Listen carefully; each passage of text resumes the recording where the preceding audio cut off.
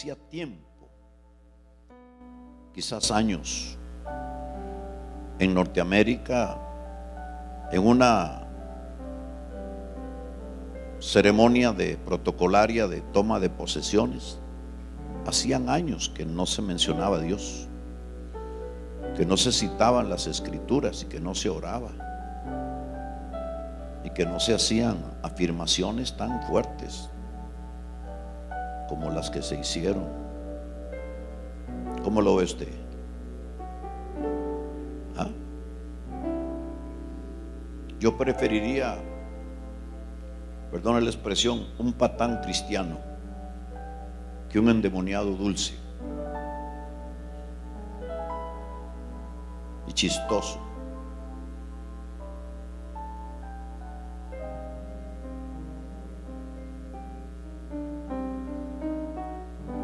Oh, gloria a Dios.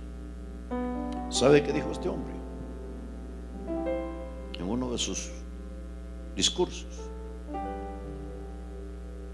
Que los fundadores de la patria, de su patria, habían levantado esa nación con principios cristianos y que los Estados Unidos debería volver otra vez, y que uno de los grandes errores de los gobiernos antiguos, últimos, ha sido menospreciar a los hombres de Dios y a la iglesia.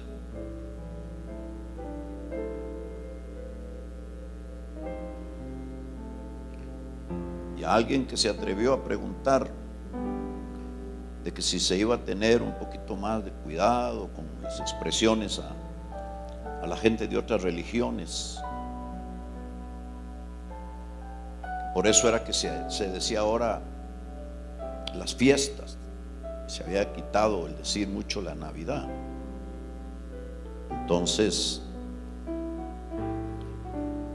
él dijo: cuando yo sea presidente, volverás a tener libertad para decir Navidad. ¿Usted sabe cuántas cosas había perdido esa nación? Tremendo, ¿eh?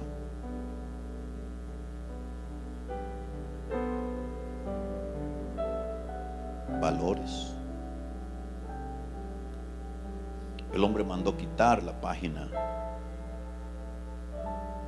que Obama y su gobierno puso a favor de la homosexualidad.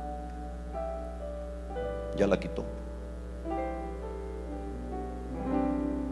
No significa eso estar en contra de las personas que viven de esa forma, sino en la propagación de una práctica que es lesiva a los principios de la Biblia. Es curioso,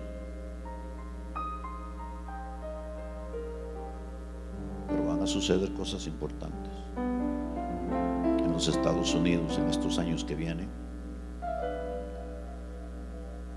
y un avivamiento por regiones se va a encender en Norteamérica. En medio de todo, en medio de las críticas que puedan haber, en medio de una gran guerra, una gran lucha, uno no basta apenas ver un poquito la televisión y ver algunos noticieros en español y usted se da cuenta de la adversión que le tienen. Es una cosa ya, aunque lo haga muy bien, hay todo ya usted no puede creer como creía antes a la prensa. Ahora tienen colores, tienen intenciones. Yo le digo con conocimiento de causa y ¿con qué? Con conocimiento de causa, porque conmigo lo han hecho. Lo que menos les importa es la verdad, es solo cumplir objetivos. El fin justifica los medios para mucha gente ya, y eso lamentablemente con Dios no. Con Dios el fin no justifica los medios. Con Dios el fin justifica los medios de Dios. Uno tiene que llegar como Dios manda. Entonces es interesante, muy interesante. Por eso es que nosotros nos equivocamos tanto en nuestras elecciones, porque no discernimos, votamos muy mal. Cualquiera le roba el corazón a la gente.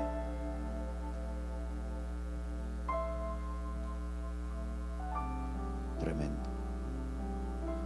Y después la gente se lamenta, pero es un poco culpable de lo que se vive. Aleluya.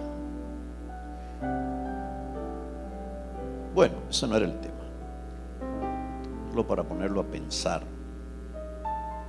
Alguien me mandó un escrito ahí, Patricia creo que fue, Barquero, un resumen de todas las cosas, todos los pasajes bíblicos que en el acto protocolario de principio a fin se citaron. Interesantísimo. Interesantísimo cuando el hombre se dijo que ellos iban a seguir teniendo la protección de su ejército, de sus militares, de su gente capacitada. ¿Te oyó esa parte? No. Pero dijo, pero lo más importante es que seguiremos teniendo la protección de Dios. Digo, usted debería oír un poco, averiguar, para que no se prejuicie tanto. Y él lo dijo, yo lo oí y ahí me lo pusieron. Increíble. Un presidente hable así, óigame. Ya le marcó el destino a su nación. Aunque solo eso dijera. Santo Dios. Bueno, nos quedamos con un capítulo inconcluso, o con una enseñanza inconclusa que queremos revisar un poquito. Romanos 4 y 5.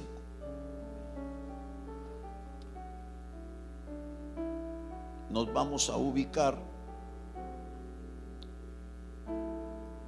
en el capítulo 4 y capítulo 5.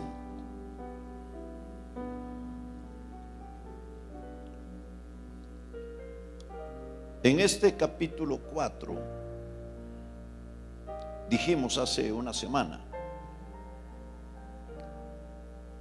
o más bien dijimos que en los tres capítulos anteriores, Pablo está tratando con la culpabilidad del hombre.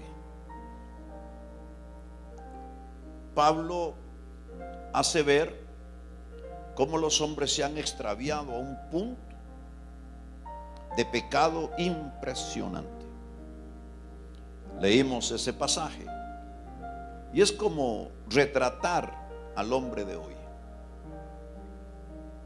Dejaron las costumbres de lo correcto para pervertir el sexo, llegando a puntos en donde Dios tuvo que soltar su castigo.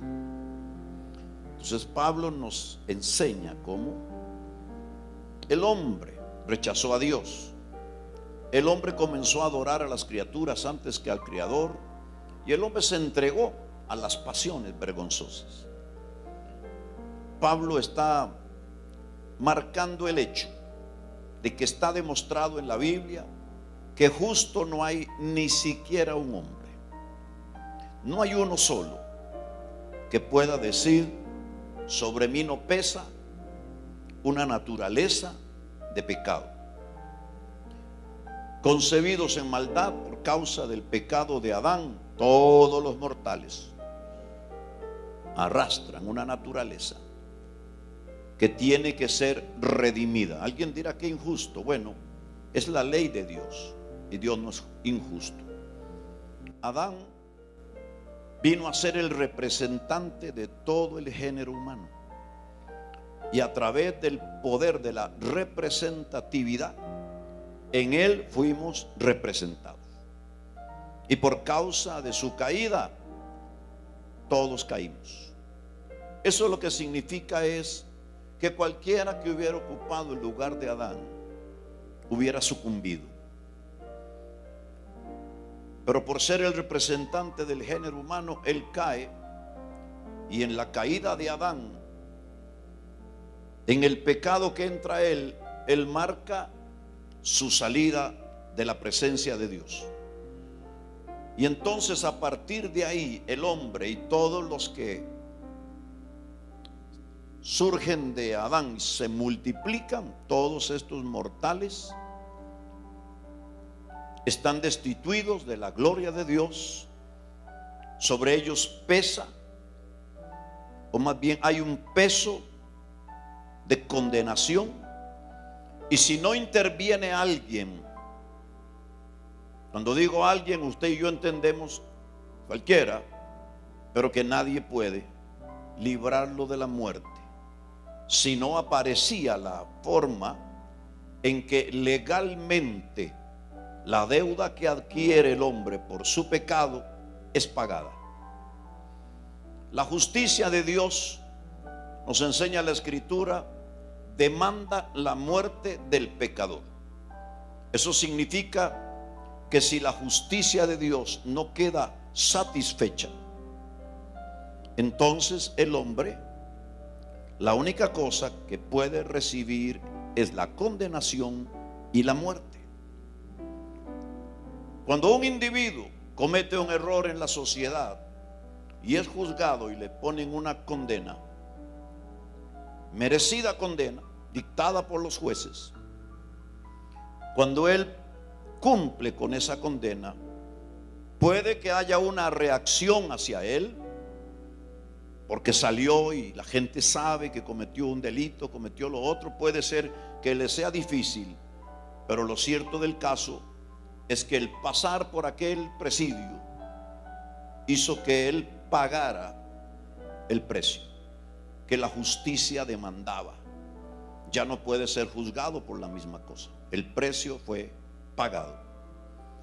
En el caso del hombre, dice el libro de Colosenses que sobre nuestras cabezas había un acta en la cual estaban escritos todos nuestros delitos y pecados. Colosenses 2, 13 al 15. En las épocas antiguas, cuando alguien era metido en una cárcel, sobre la entrada de la cárcel pegaban unos decretos que contenían el por qué estaba ahí. Entonces, espiritualmente es como que sobre todos los mortales hay un decreto de muerte.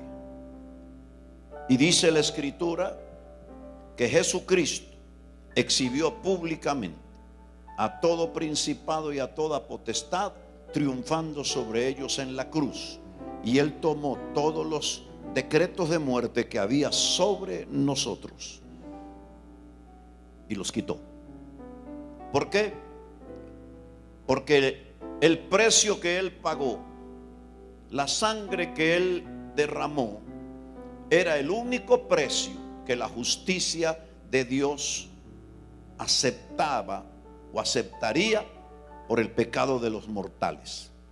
Ningún hombre contaminado de pecado podía satisfacer la justicia de Dios, por cuanto todos pecaron y todos estaban destituidos de la gloria de Dios. Aun cuando el papá quisiera morir por el hijo, o la madre por la hija, o el hijo por el padre, su sangre con naturaleza pecaminosa y lleno de pecado no podía satisfacer la justicia de Dios.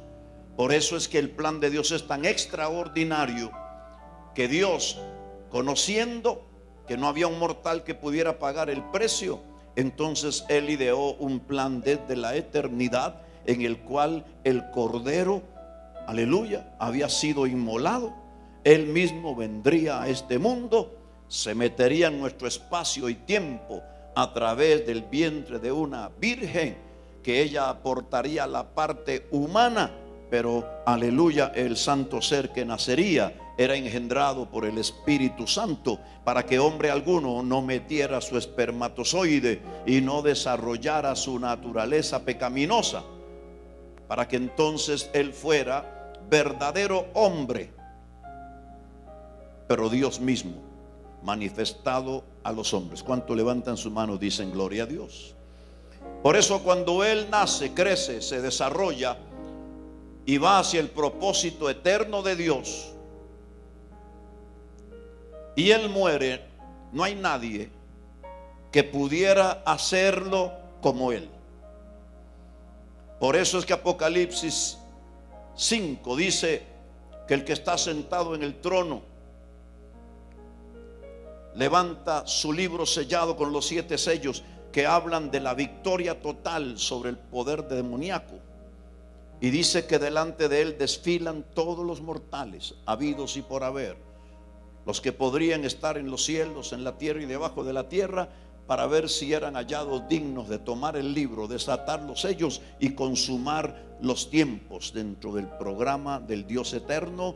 Y nadie fue hallado digno. Y ahí usted puede poner a todos los nombres que se le antojan, todos los nombres religiosos de hombres, mujeres, ninguno fue hallado digno. Y dice que Juan comenzó a llorar, pero un ángel lo tocó y le dijo: no llores, porque he aquí el león de la tribu de Judá ha sido, aleluya, hallado digno de tomar el libro y romper los sellos. Él es el cordero, pero a la vez es el león de la tribu de Judá. ¿Cuántos dicen amén? Jesús viene a este mundo no para abrogar la ley, no para quebrar la ley, no para fallar, sino para someterse dentro de un ambiente de ley, para entonces vivir de una manera santa, cumplir la escritura y propiciar que su sangre fuera recibida ante la justicia de Dios.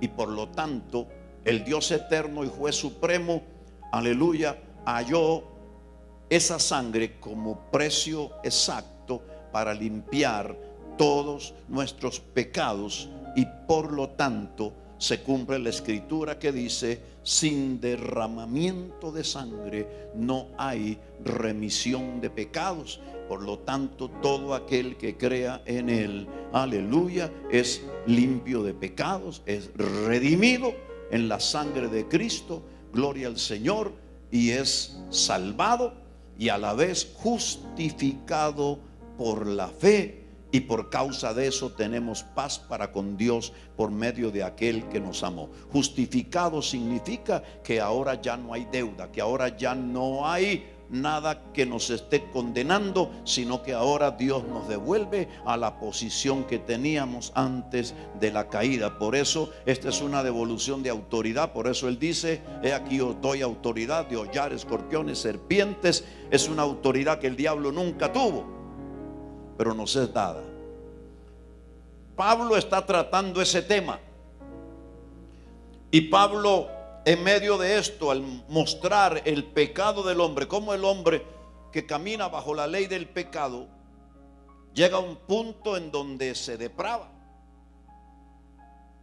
Si a usted al hombre le quita normas, si a usted al hombre le quita leyes, si a usted al hombre le quita justicia y jueces, su maldad lo alcanzará, lo envolverá de tal forma que nuestras sociedades serían una jungla humana. Entonces, por eso es que Pablo dice, en medio de ese contexto, él dice: por eso yo no me avergüenzo del evangelio, porque es poder de Dios para salvación, para todo aquel que cree, primeramente al judío, primeramente, y después al griego. ¿Cuántos dicen amén? Pablo está diciendo: no hay forma de ser salvado, no hay forma de ser perdonado, no hay forma de hacerlo si no es a través del evangelio.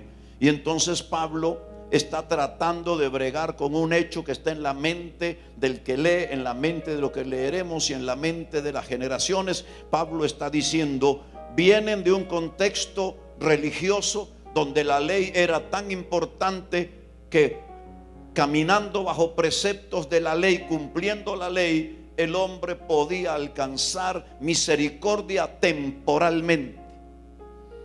Porque cuando Israel se reunía una vez al año en el día del perdón y confesaban sus pecados, era aliviada su conciencia, quitada su carga, pero no podían ser salvados.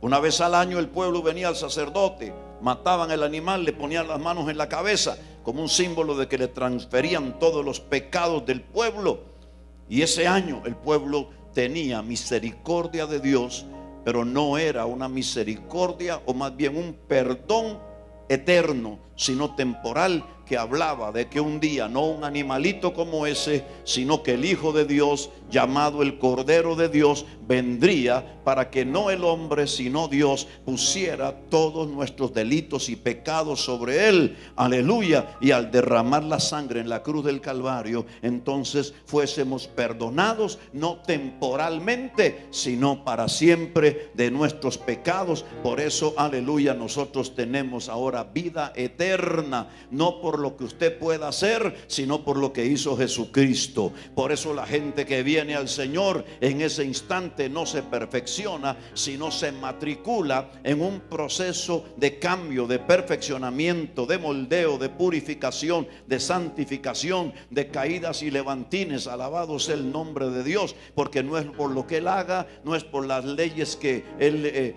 religiosas Él viva, ni las ceremonias que practique, sino es por la sangre de Cristo, que obtiene misericordia para siempre, y la gracia multiforme de Dios es la que se encargará de transformarnos y bendecirnos. Pablo está hablando de esto. Y en el capítulo 2 dije, Pablo habla del justo juicio de Dios. O sea que Dios es justo, que no hay nada que podamos nosotros reclamar a la justicia de Dios.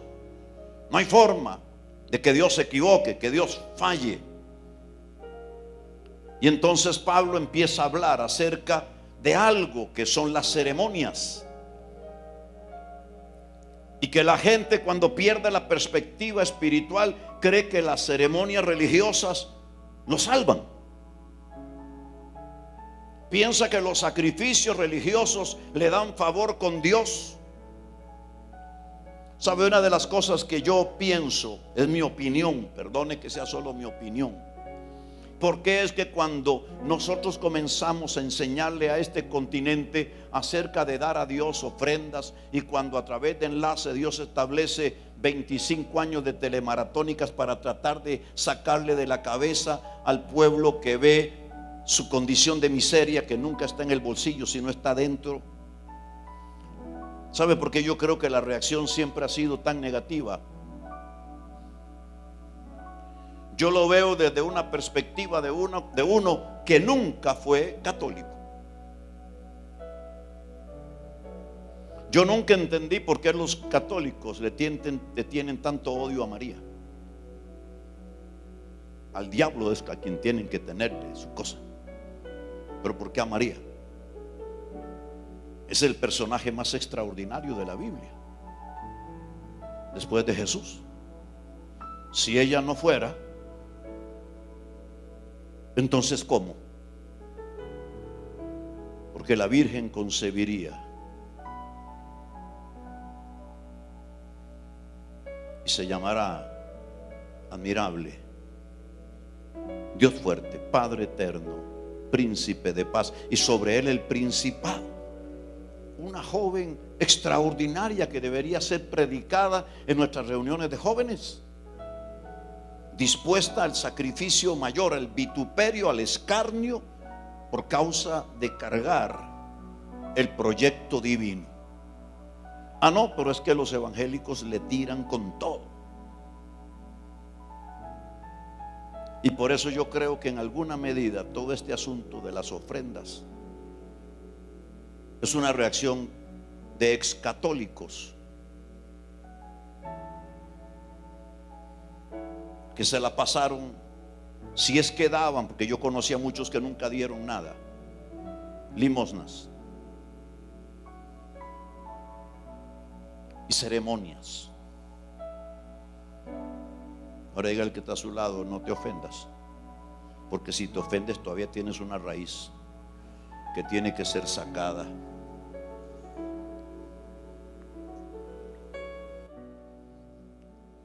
Pero ¿cuál es el problema cuando uno se hace practicante de una religión? Que la gente llega a creer que cumplir con las normas, las normas, las leyes religiosas, eso le va tranquilidad, paz con Dios. No es cierto que el que iba a confesarse con el cura después de hacer atrocidades, sentía como que ahora ya va de nuevo.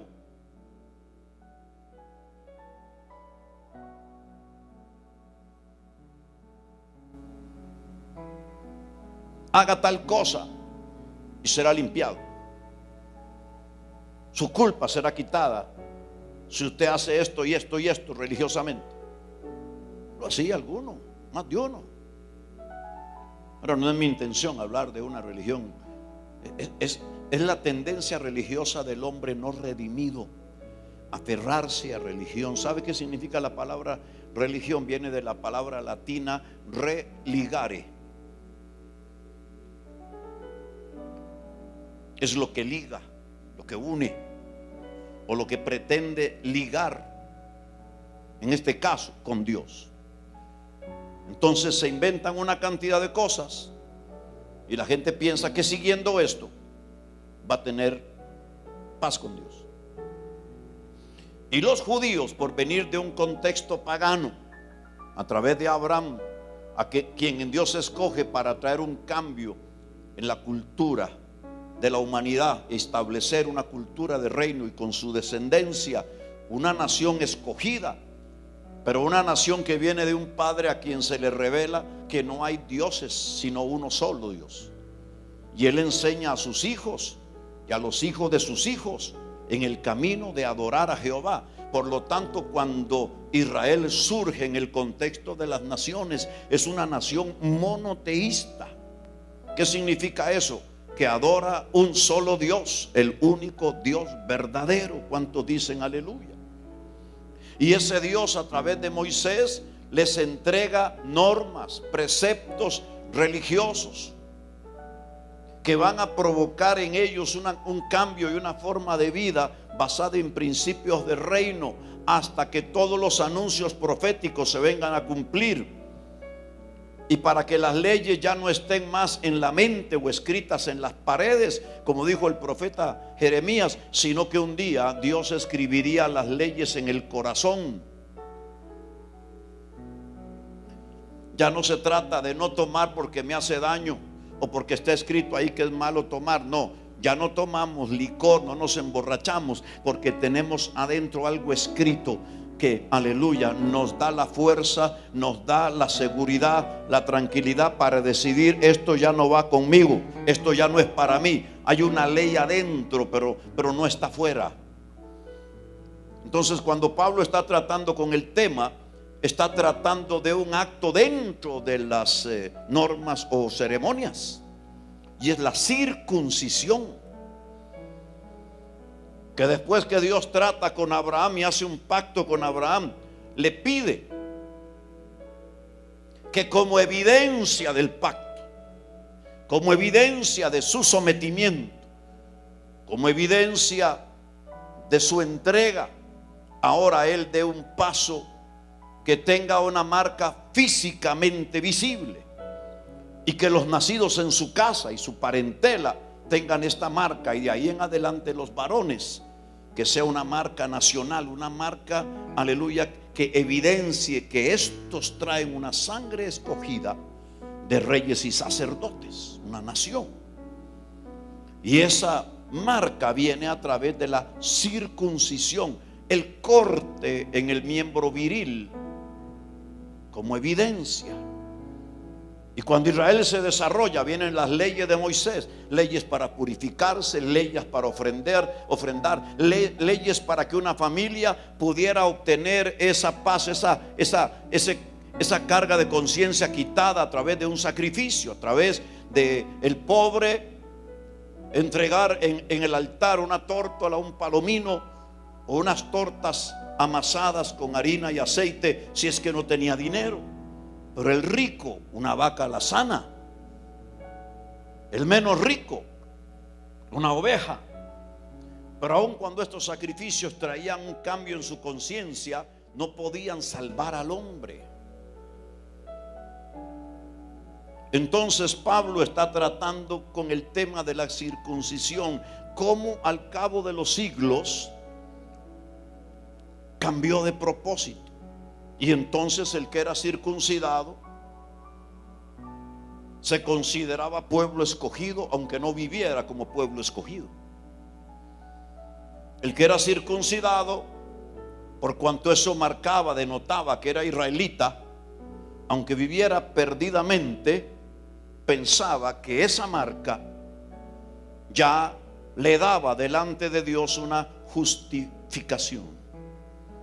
Y es entonces cuando Pablo en el capítulo 4 trata con el tema de las ceremonias y especialmente de la circuncisión, que lo tenían en alta estima los judíos, que lo consideraban como algo por lo que Dios justificó a Abraham. O sea, Abraham encontró gracia delante de Dios porque era circuncidado y los demás pueblos no. Entonces Pablo tiene que tratar el tema, y Pablo dice: ¿qué encontró Abraham? ¿Cómo fue justificado Abraham? ¿Sería por las obras de la ley? ¿Sería por guardar las ceremonias que encontró gracia delante de Dios y la justicia de Dios le fue aplicada? ¿Sería por guardar los ritos y la circuncisión? Y Pablo dice: no, porque Abraham no fue circuncidado antes de creer por la fe, sino que primeramente creyó al que era fiel para cumplir lo que le había prometido, porque él pensó que era suficientemente poderoso para cumplir cada palabra, y que el Dios al que creía, aleluya, Él es capaz de llamar a las cosas que no son como si fuesen y traerlas a existencia. Él creyó que ese Dios todopoderoso era capaz de tomar su cuerpo de casi 100 años, casi muerto, casi sin vida, y ponerlo a ser tan productivo como un muchacho de 20, 25 años. ¿Cuánto dicen aleluya? Y dijo, y además él creyó que ese Dios al que le estaba dando promesa era capaz de tomar a una anciana que, además de anciana, cuyo cuerpo ya no producía, además de eso, cuando producía era estéril. Él creía que el Dios del cielo la podía poner a producir, y además de eso, dentro del paquete le podía regalar, aleluya, la vitalidad que quitaría la esterilidad. Y no solamente este hombre creyó eso, sino que cada vez que la veía y cada vez que se veía en condiciones, aleluya, totalmente contrarias a un posible cumplimiento, no debilitó su fe, sino que la fortaleció, dándole gloria a Dios, sabiendo que Dios era capaz. Entonces Pablo dice: ¿fue por la ley que Abraham fue justificado? ¿Fue por la ley que Abraham encontró delante de Dios el peso suficiente para que la justicia le fuera aplicada?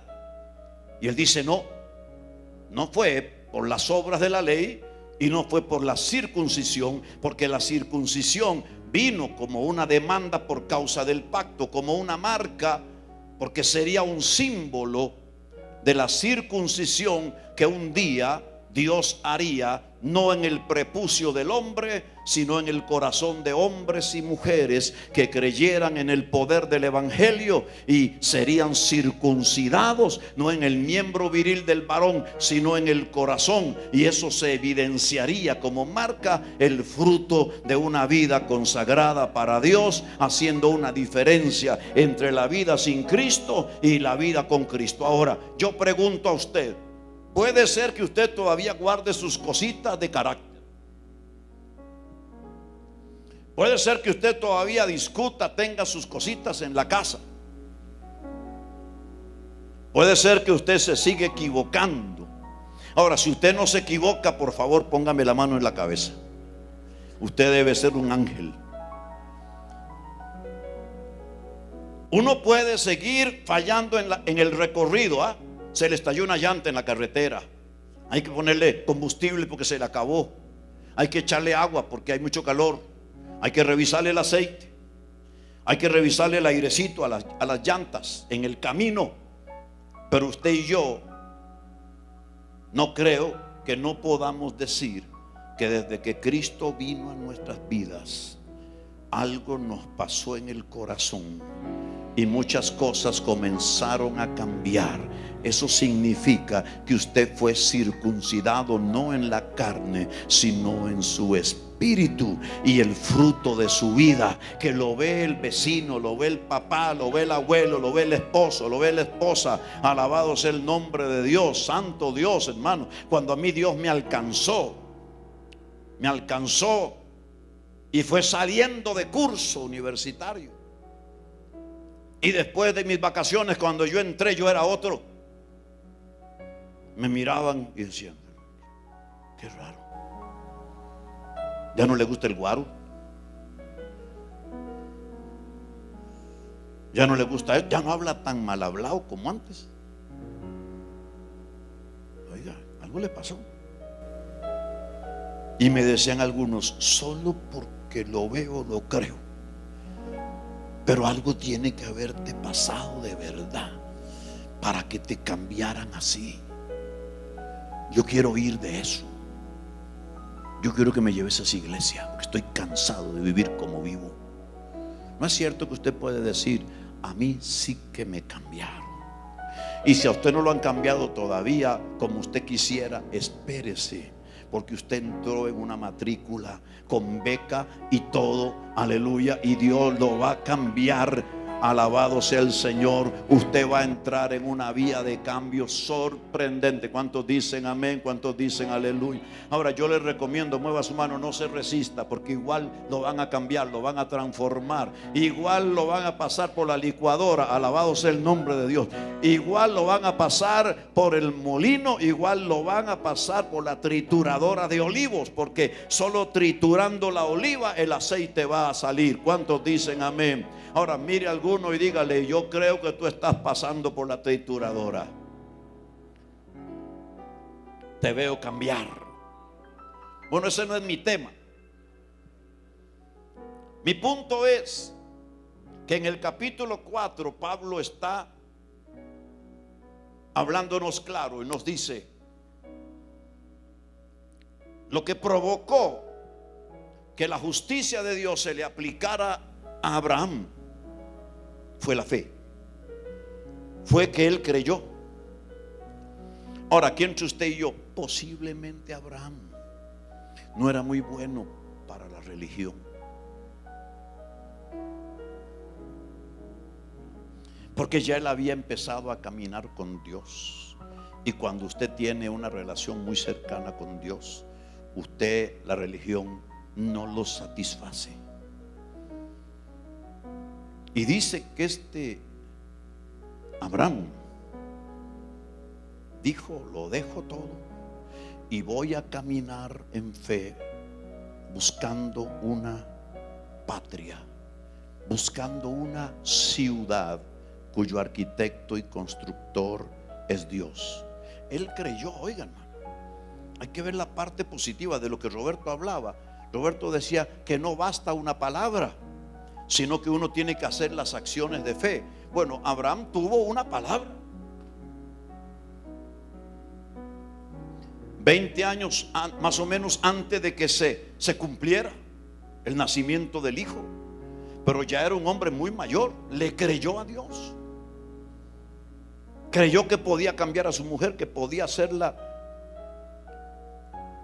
vivir el sueño de la maternidad y a él el sueño de la paternidad. Creyó que era posible que Dios lo transformara en un hombre enaltecido, a padre de naciones. Creyó que él podía generar, aleluya, naciones a través del vientre de su mujer. Y dio los pasos correspondientes para que Dios le cumpliera la palabra. Dejó su parentela, se fue. ¿Sabe que yo se lo he dicho a usted? Uno de los versículos que a mí más me impresiona está en el capítulo ¿qué? De Génesis. Búsquelo de tarea. Cuando Dios le dice o dice de Abraham: ¿le encubriré yo algo a Abraham? Es como que Dios dice, parafraseado: le cerraré alguna revelación de los misterios que tengo para él, para su descendencia, para las naciones. Le quitaré el conocer mi voluntad profética a un hombre que como él, por la fe, ya tomó la decisión de enseñarle a sus hijos y a los hijos de sus hijos a creer y confiar en mí. ¿Le voy a encubrir algo? Ahí está, él lo encontró por usted. ¿Qué dijo? ¿Génesis cuánto? Génesis 18.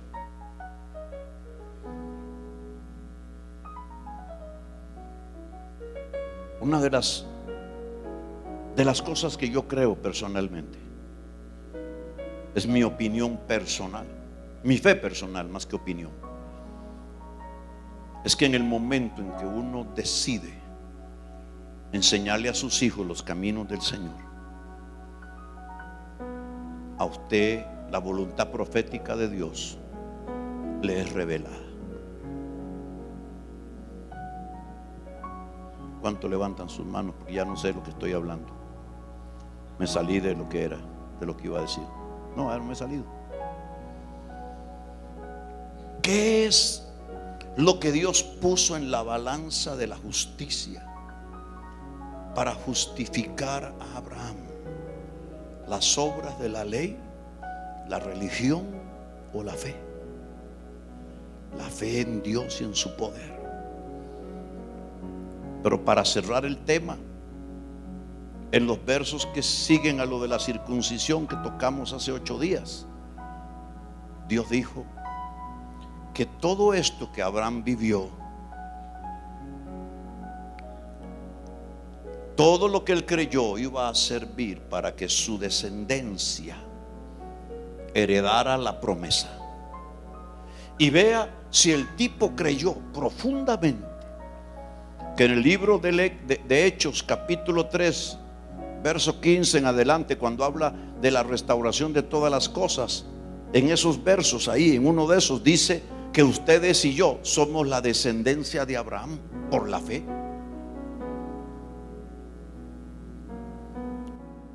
Y entonces dice que Abraham cree, y que por causa de que cree, Dios lo hace el padre de los que van a ser una nación circuncidada. Pero como lo llama incircunciso, para creer, entonces lo convierte en el padre de los incircuncisos. O sea, para que el hombre por la fe se constituya en el padre de los judíos y de los no judíos. Y dice padre de los judíos, que no solo son circuncidados, sino que siguen las pisadas de su padre Abraham. ¿Recuerda usted cuando algunos judíos le dijeron a Jesús: nosotros de nuestro padre Abraham somos? ¿Y qué les dijo él? ¿Ah? Vosotros sois de otro padre. Igualmente, no por ser incircunciso el hombre puede ser justificado, porque lo apliquémoslo al revés. Si la circuncisión no salva, sino caminar como Abraham caminó, la incircuncisión tampoco salva, si no es que el incircunciso camine en la misma fe de Abraham. Por lo tanto, Pablo dice: ni la circuncisión es algo, ni la incircuncisión es nada. El asunto es caminar una base de antecedentes legales que le llaman jurisprudencia. Y por lo tanto, si a usted va a tener un caso similar, no igual, usted tiene que echar mano de la jurisprudencia, tiene que echar mano de los antecedentes legales. Porque si usted camina sin ellos y respetándolos, puede ser que el abogado o el otro sea más vivo que usted y le salga al frente y pierda usted el asunto. Y usted lo ha oído en las películas y cuanta cosa de juicios, en donde revisan casos para ver cómo se juzgó, qué se hizo.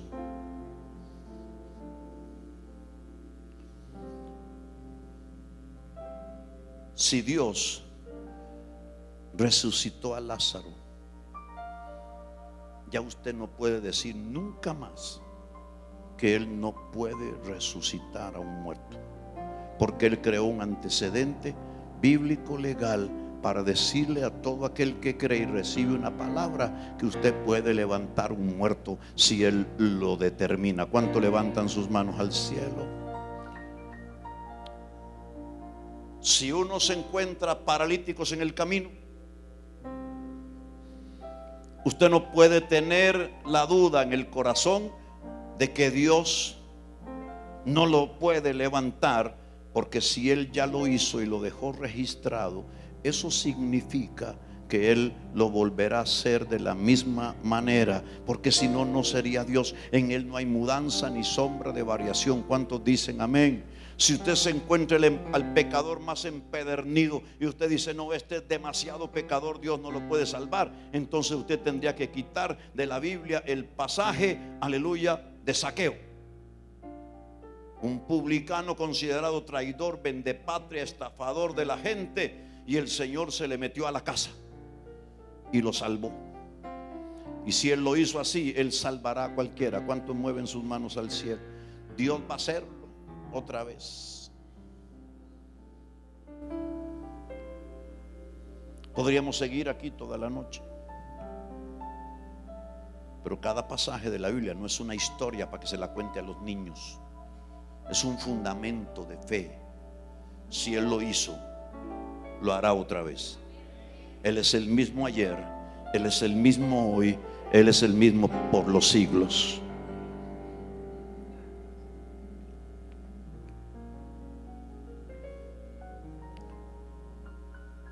Yo sé que vamos a entrar en una jornada extraordinaria. Solo estamos poniendo fundamentos, ¿verdad, Roberto? Cierre sus ojos.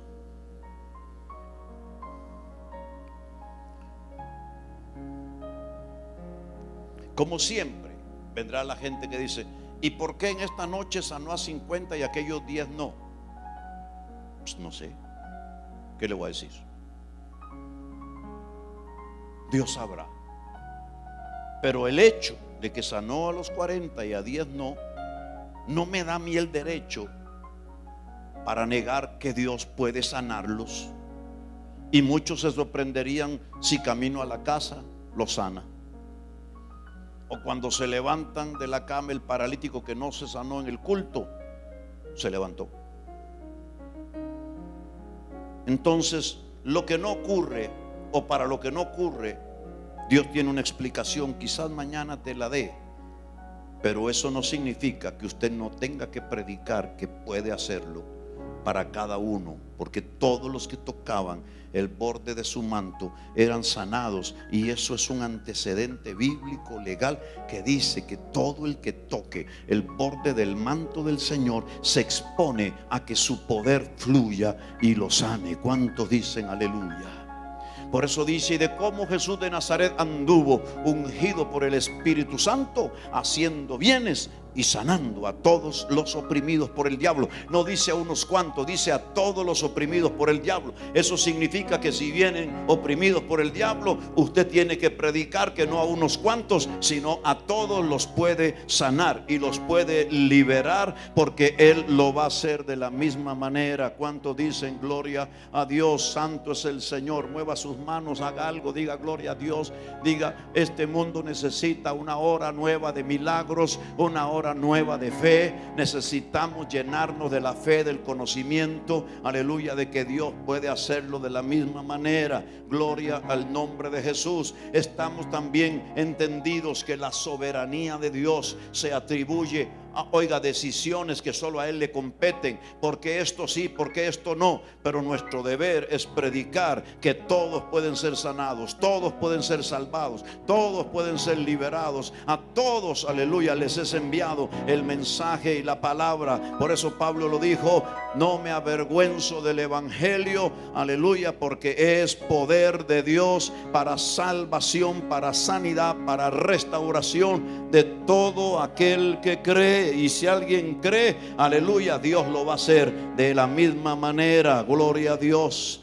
Levante sus manos, dígale: Señor, lléname de tu poder, dame de tu gracia, de tu fuerza, imprégname la convicción de que puedo ser usado para sanar a los enfermos, para liberar a los cautivos, para libertar a los oprimidos. Dame la misma fe de Abraham, la contundencia de creer en cada palabra, en cada promesa, para creer más allá de las circunstancias, para poder ver el milagro cuando ante mis ojos lo que tengo no me dice que habrá un milagro. Cuando yo tengo al frente una situación caótica, una crisis imposible de solucionar humanamente, dame la fe de Abraham para entender que una palabra lo puede cambiar, que un acto de fe lo puede transformar, que un acto de fe aferrándome, aleluya, a tus promesas puede cambiar lo incambiable, puede variar lo invariable, puede hacer posible lo imposible. Oh sí, Señor.